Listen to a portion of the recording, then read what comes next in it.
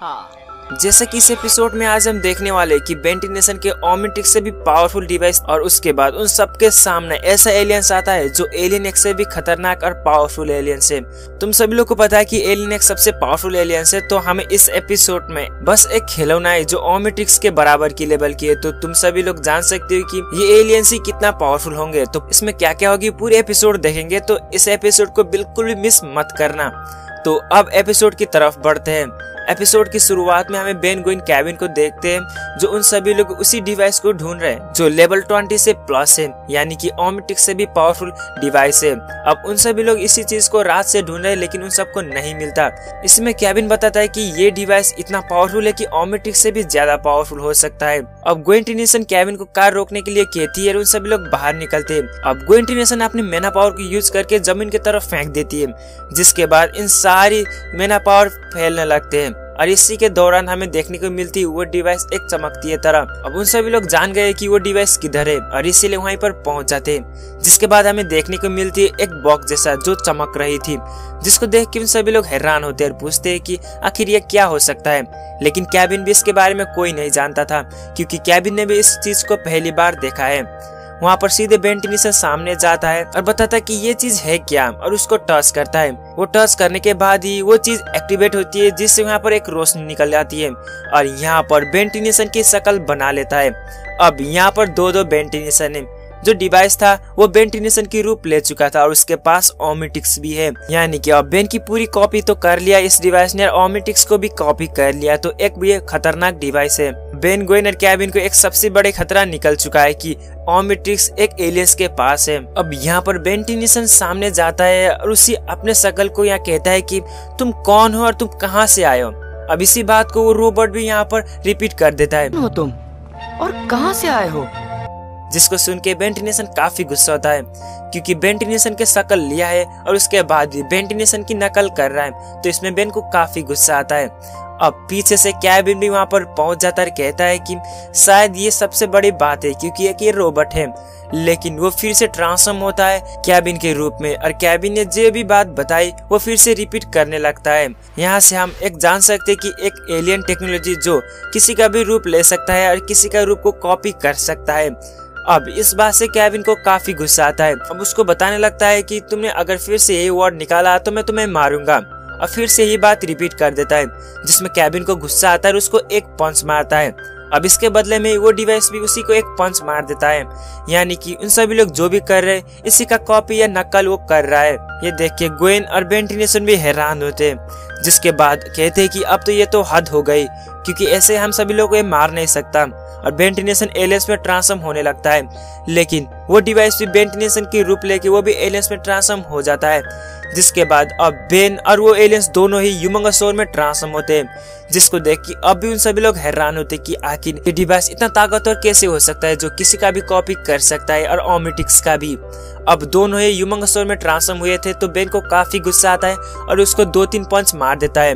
अब वो भी कम नहीं था, वो भी 2-3 पंच मार देता है। अब बेन जैसा करेगा वो वैसा ही करेगा और दोनों के बीच में फाइट चलने को मिलती है। यहाँ पर बेंटिनेशन हारते हुए नजर आता है और बेंटिनेशन बुरी तरीके से हार भी जाता है कि वो डिवाइस वाले ह्यूमंगोसॉर काफी ताकतवर था। बेंटिनेशन को उसने काफी दूर गिराया था, जिसके बाद केविन को काफी गुस्सा आता है और हाथों को हैमर में बदलता है, जिसके बाद उसी को एक तोड़ मारता है। अब वो ह्यूमंगोसॉर टुकड़े टुकड़े होकर नीचे गिर जाता है। अब ये देख के ग्वेन काफी खुश होती है, लेकिन ज्यादा देर तक नहीं टिकता। वहाँ पर वो डिवाइस फिर से चमकने लगता है और केविन के रूप ले लेता है और वो भी अपने हाथों को हैमर बना लेता है और केविन को एक पंच मारता है, जिससे केविन काफी दूर जाके गिरता है। अब बस यहाँ पर एक ही डिवाइस जो इन तीनों को बुरी तरीके से पीट रहा है। बेन तो उसको छू भी नहीं पाता। आखिर अब बेन इसको कैसे हराएगा। अब इन सब के लिए ये एक बड़ी मुसीबत थी। ये देख के बेंटिनेशन में फिर से स्पाइडर मंकी में ट्रांसफॉर्म होता है और उसको पीटने के लिए आगे बढ़ता है, लेकिन वो भी स्पाइडर मंकी में ट्रांसफॉर्म होता है और बेन को पीट देता है। अब उन सभी लोग इसके सामने हार गए, जिसके बाद ग्वेन को आइडिया आती है और ग्वेन बताती है कि शायद हम जो कर रहे हैं ये वही कॉपी कर रही है और इसलिए हमें शांत होना होगा। अब उन सभी लोग को शांत रहते हैं और इसके बाद वो डिवाइस भी यहाँ पर शांत रहता है। अब ये देख उन सभी लोग यहाँ पर जान चुके कि अगर हम शांत रहेंगे तो ये भी शांत रहेगा। इन सभी लोग अब जान गए कि इस डिवाइस को कंट्रोल कैसे करनी है। और बेन कहता है कि अगर इसको किसी ने भड़काया नहीं तो ये चुपचाप शांत रहेगा और हमारी कंट्रोल में भी रहेगा। बेन की ये बात पूरे होने के बाद ही एक बड़ी मुसीबत फिर से खड़ी होती है।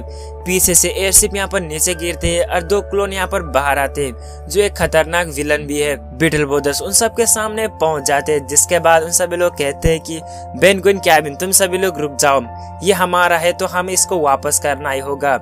अब उन सभी लोग बताते कि एक ये हथियार है जो हमें चाहिए, वो भी अपने लिए। अब ये सुन के इन सभी लोग हैरान होते कि आखिर बीटलबोदस को ऐसी डिवाइस क्यों चाहिए जो इसका ही खुद का कॉपी कर सकता है। बीटलबोदस इस डिवाइस को लेके जाने की कोशिश करते हैं, लेकिन बीच में वेंटिलेशन रोक लेता है, कहता है कि तुम इसको ऐसे ले जा नहीं सकते हो, ये बहुत खतरनाक है। अब वेंटिलेशन एलियंस में ट्रांसफॉर्म होता है, जिसके बाद उन सबको रोकने लगता है। अब ये देख के वो डिवाइस भी फिर से बेन का ही कॉपी करने लगता है, स्वॉर्म फायर में ट्रांसफॉर्म होता है और बेन के ऊपर हमला कर देता है। बेन बताते कि मैंने तुमने बचाया है तो मुझे तुम यहाँ पर फायर कर रहे हो। अब इन दोनों के बीच यहाँ पर फाइट चलती है, जिसमें बीटलबोदस बीच में आने की वजह से ये फाइट एक आइकॉनिक लेवल की बनती है और इन सबके बीच में एक बड़ी युद्ध चलती है, जिसमें वेंटिलेशन इस डिवाइस को रोकना था तो बीटलबोदस इस डिवाइस को लेके जाने चाहते थे। और काफी लड़ाई करने के बाद फाइनली बीटलबोदस इसको लेके चले ही जाते हैं और वेंटिलेशन गोइनर कैबिन बीटलबोदस के साथ हार गए।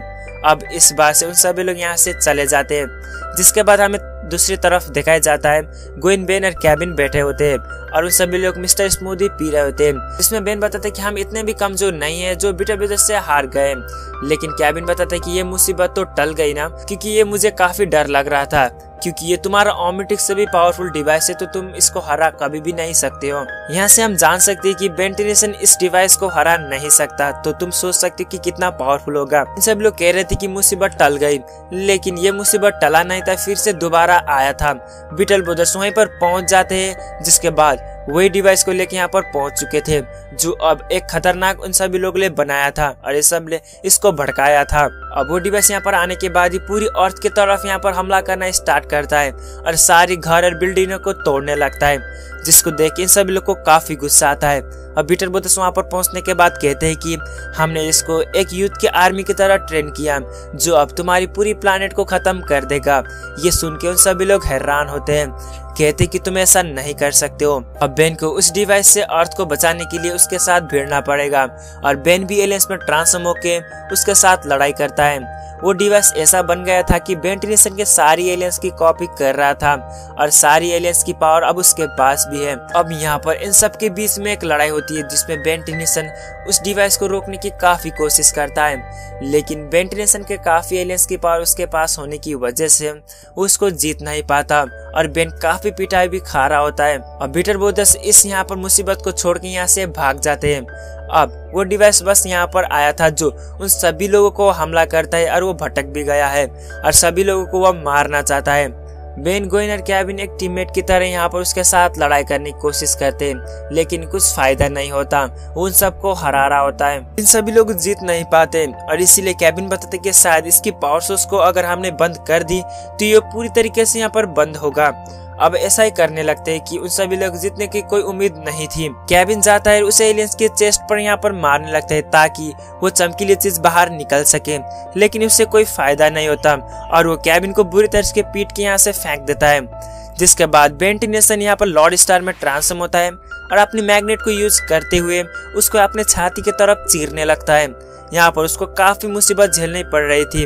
वेंटिलेशन काफी पावर यूज करने के बाद उसकी यहाँ पर छाती को चीरने में संभव होता है और उस यहाँ से निकलती है वो एक चमकती हुई चीज जो वही डिवाइस थी, वो अब भी चमक रही थी, जिसको देख के वेंटिलेशन अपनी मैना पावर की यूज करके उसके यहाँ पर निकाल लेती है और काफी मुसीबत झेलने के बाद फाइनली वो चमकती हुई वो डिवाइस निकल आता है। जब वो डिवाइस उस चीज से बाहर निकलता है तो सारा कुछ नॉर्मल होता है और वो भी यहाँ पर शांत होता है, यहाँ से वो गायब भी होता है। बस उन सब के सामने वही डिवाइस था जो अभी भी चमक रही थी। इन सभी लोगों ने मिलकर इस डिवाइस को डीएक्टिवेट तो कर दिया, लेकिन अब यहाँ पर एक राज खुलने वाली है। उन सभी लोग उसके सामने जा ही रहे थे, तभी अचानक ऊपर से एक लाइट आती है। वहाँ पर एक सबसे पावरफुल एलियंस यहाँ पर खड़ा होता है, जो देख के बेंटिनेशन कहता है कि आखिर तुम हो कौन और ये पावरफुल है तो इसके सामने मत जाना।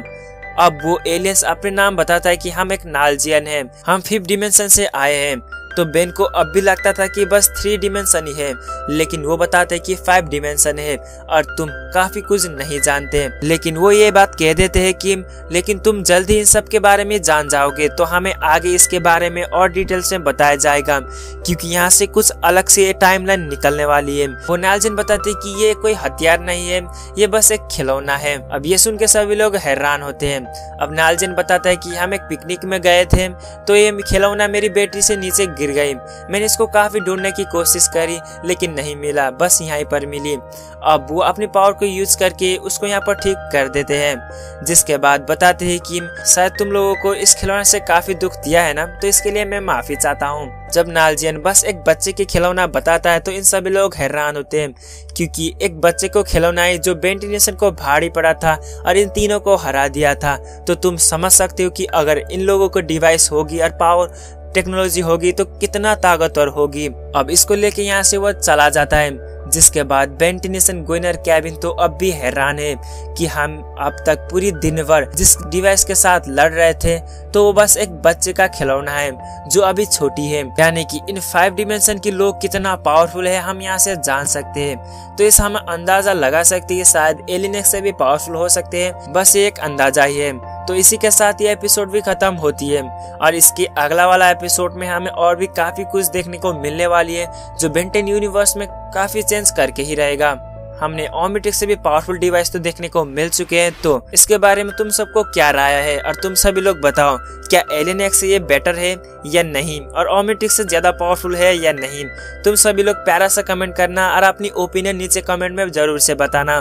तो ये वीडियो पसंद आए तो लाइक करो और चैनल पर सब्सक्राइब करके ही जाना, और जिसने भी बेल आइकन को अब तक प्रेस नहीं किया तो कर लेना यार, नोटिफिकेशन जा नहीं रही है। तो मैं पूरी 30 दिन के चैलेंज कर रहा हूँ कि पूरी 30 दिन में 30 वीडियोस अपलोड करने की, और इसीलिए सुबह सुबह 7:15 में आएगी सारी वीडियोस। तो आप सभी लोग इसका वेट करके रहना और जब भी वीडियो डालो तो तब देखते रहना। और तुम सभी लोग एक प्यारा सा कमेंट जरूर से करना, जिससे मुझे काफी मोटिवेट मिलती है और मैं जल्दी वीडियो डाल पाता हूँ। तो तब तक के लिए बाय बाय, और पुराने वीडियो को जाके जरूर से चेकआउट करना।